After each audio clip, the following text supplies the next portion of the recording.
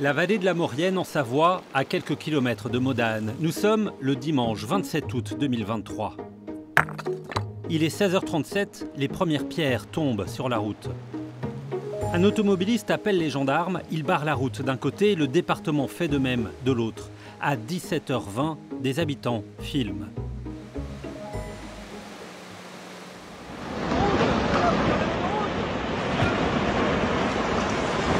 « 15 000 mètres cubes de roches s'effondrent, les grillages sont pulvérisés, du jamais vu. Ces images feront le tour du monde. » Ouais, putain, c'est tendu, hein.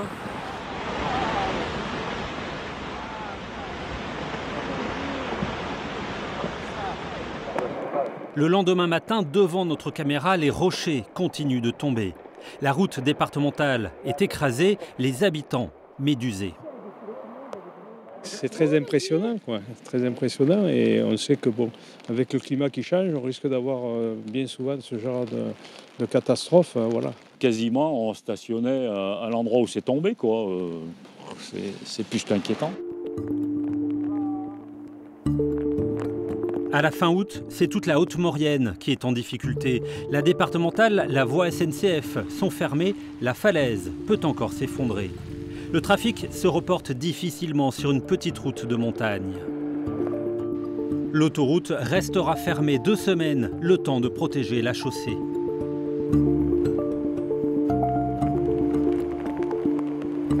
Il y en a un qui connaît bien cette falaise, c'est le maire de la commune. Plus jeune, il y montait souvent en prenant ses photos, des roches en équilibre, prêtes à tomber. Le grillage posé était-il bien calibré ? Ce qui a été fait n'est pas suffisant et il ne faut pas qu'on recommence les mêmes opérations, ce que j'appelle avec du grillage de poule, pour pouvoir bloquer les rochers parce que c'est extrêmement important. La falaise, instable, fait 250 mètres de haut, presque autant que la tour Eiffel. Il va falloir la sécuriser. Pour comprendre ce qu'il se passe dans cet environnement, nous partons à pied jusqu'au sommet, sur un sentier étroit. C'est un chemin qui existait parce qu'il y a eu des habitations à une époque au-dessus. Donc il y avait des locaux qui venaient amener leur bétail. Donc c'est un chemin qui était emprunté. Après on l'a réaménagé, on a élargi une piste d'accès. Julien est le géologue du groupe d'experts en première ligne pour comprendre la composition de cette montagne.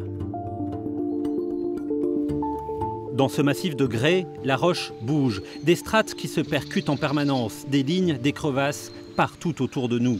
Un chevauchement naturel et fragile à l'origine de l'éboulement. On a des feuillets qui sont très friables et par-dessus ces feuillets, on a d'autres parties beaucoup plus massives, beaucoup plus dures.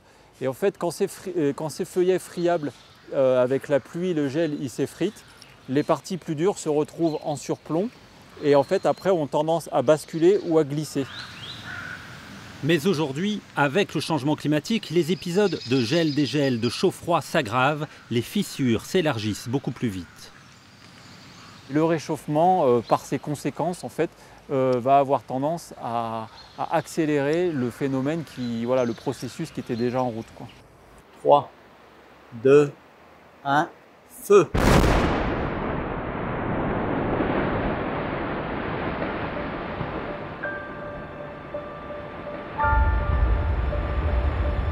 En novembre, premier minage, c'est la toute première étape.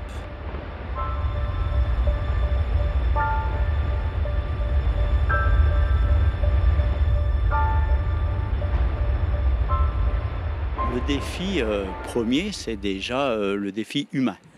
Les accès, d'accord, la hauteur et le volume à sécuriser. Voilà, le défi déjà, il est ici. Vu d'en haut, le paysage est imprenable, mieux vaut ne pas glisser. Le défi pour le département va s'étaler dans le temps. Un chantier titanesque commence, sécuriser la partie haute de la falaise. 6 000 sacs de ciment sont injectés tous les mois.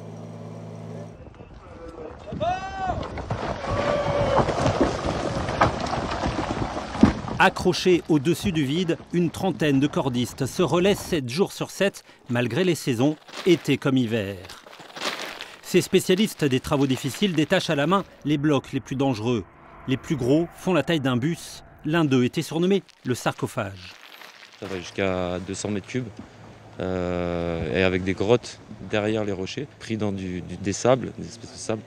Et du coup, le géologue là, va nous dire si on doit l'éliminer, le conforter ou le laisser en place simplement.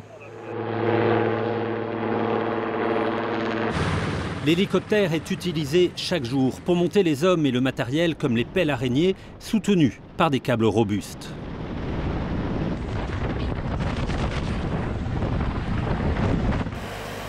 Le travail de purge va durer des mois. La priorité, c'est bien sûr la sécurité. Le seul accident recensé est un doigt cassé. Ça demande une certaine condition physique et un minimum d'expérience.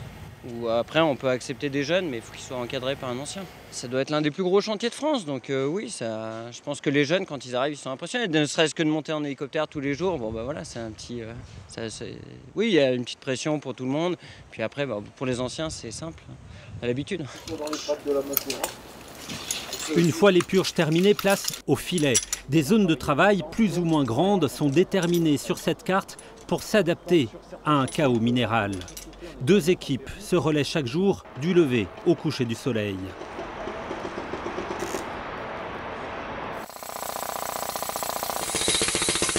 Petit à petit, le forêt pénètre un massif friable aux nombreuses surprises. La falaise doit être emmaillotée sur 150 mètres de hauteur. Et pour retenir les filets, des barres métalliques de 13 mètres de long et de 120 kg. La consigne des ingénieurs est de travailler de haut en bas pour poser, mètre après mètre, cette dentelle métallique. 23 000 mètres carrés de grillage sont fixés, l'équivalent de 4 terrains de football. En perçant la roche, les ouvriers découvrent des cavités insoupçonnées de 10 mètres de profondeur. Il faut à chaque fois trouver du propre et du dur un peu plus loin. À force, les cordistes finissent par connaître le moindre recoin. Chaque rocher, ce sont les seuls à avoir ausculté la montagne d'aussi près. C'est un peu du gruyère, mais on apprend en fait à naviguer dedans et à considérer ça comme un empilement d'une structure qui se tient en fait. On ne maîtrise pas dans les profondeurs de la montagne, quoi. Donc nous, on est des petites fourmis qui vont conforter la peau de la montagne, on va dire. Voilà. Après 18 mois de travaux, la falaise est sécurisée, mais ce n'est pas la première fois qu'elle fait parler d'elle. 30 mètres cubes de roches qui dévalent plus de 100 mètres de pente pour finir sur la route nationale 6, le scénario n'a rien d'extravagant. Si tout va bien, les travaux seront terminés dans un mois avant l'arrivée des intempéries. Jusque-là, une déviation est mise en place. 2002, 2004, 2018, les éboulements se succèdent. En 2019, le département posait les plus gros filets de protection qui soient. Malgré cela, la montagne n'a cessé de bouger. Dans les bureaux du département de la Savoie, tout au bout d'un couloir, un panneau « Chute de pierre ». C'est la spécialité d'Anne Lescurier, chef du service des risques naturels. Alors ça c'était donc avant l'éboulement d'août 2023. 2 mois avant, en juin, les prémices directes de l'éboulement étaient déjà bien visibles et suivies de près. Ici l'arrachement, le cisaillement et l'arrachement. On voit que les ancrages ils cisaillent le terrain. Donc c'est des ancrages qui vont jusqu'à 9 mètres de profondeur. Les ancrages sortaient. C'est ça. En fait, on a les ancrages qui à la fois soit cisaillaient le terrain, soit commençaient à sortir du terrain. Donc c'est-à-dire à être en arrachement. Avec des moyens ultramodernes, la falaise est aujourd'hui modélisée en 3 dimensions dans le moindre détail. On voit qu'il y a une cavité là. Et donc ce qu'on a décidé, c'est qu'on mettrait à ce moment-là des cibles. Anne a vu au fil du temps le rythme de la falaise changer. Depuis pas mal d'années, on avait ce qu'on appelle une évolution saisonnière. Ça accélérait pendant l'hiver et au printemps, ça se calmait. Donc une courbe en escalier.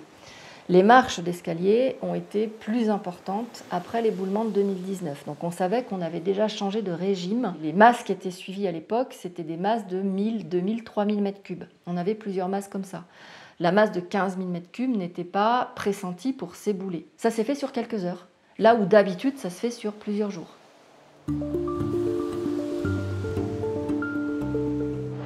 L'axe principal de la vallée, c'est l'autoroute A43 qui passe au pied de la falaise. Pour protéger les véhicules, un mur de containers est installé sur la chaussée, car pendant les travaux, de nombreuses pierres plus ou moins grandes tombent jusqu'ici, à toute vitesse. Mais le principal risque est en dessous. L'autoroute est construite sur un viaduc dans la rivière. Pendant l'éboulement, ce rocher de 30 mètres cubes a rebondi jusqu'aux piliers du pont, des piliers qui ne sont pas conçus pour un tel risque. Les piles ne sont pas construites sur cet aléa-là. Ce n'est pas des conditions habituelles, je dirais, pour calculer les ouvrages d'art. À l'époque de l'autoroute, cet aléa-là, chute de bloc, n'avait pas été pris en compte. Pour éviter tout dommage, un nouveau merlon est construit au pied de l'autoroute. Il doit retenir les chutes de pierre et protéger les piliers. De gros travaux aussi du côté de la galerie SNCF.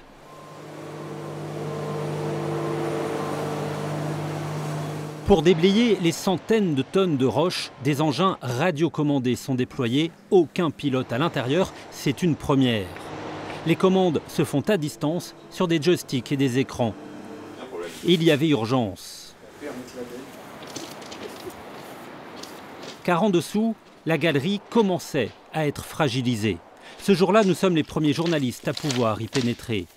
Les fissures ont été rebouchées, mais à cause du poids supporté, c'est toute la structure qui a bougé de 2,5 cm. À 3 cm, c'était son effondrement. Elle s'était déformée, légèrement un peu ovalisée, on va dire, et déformée vers l'aval. Et elle est revenue à son emplacement initial. Peut-être qu'on peut expliquer ça par le fait du jeu qu'on peut avoir entre les différents moellons et au niveau des joints. Mais c'est vrai qu'il il va y avoir sûrement des études et un retour d'expérience fait par les experts sur le comportement de cet ouvrage maçonné. Selon la SNCF, si un nouvel éboulement survenait, la galerie devrait résister de la même façon. Un peu plus loin, la ville de Modane. Elle s'est construite autour de la gare. Privée de trains 2 hivers de suite, les commerces ont souffert avec parfois un net recul du chiffre d'affaires. Pour le maire, il faut se préparer aux risques inhérents à cette falaise. C'est quelque chose qu'on n'était pas prêt à vivre naturellement, aussi bien les élus que les Modanais, que les commerçants, que l'ensemble même du secteur touristique, parce qu'il est touché. Je pense qu'aujourd'hui, ça montre quand même qu'on a résisté. Alors est-ce qu'on a été entendu?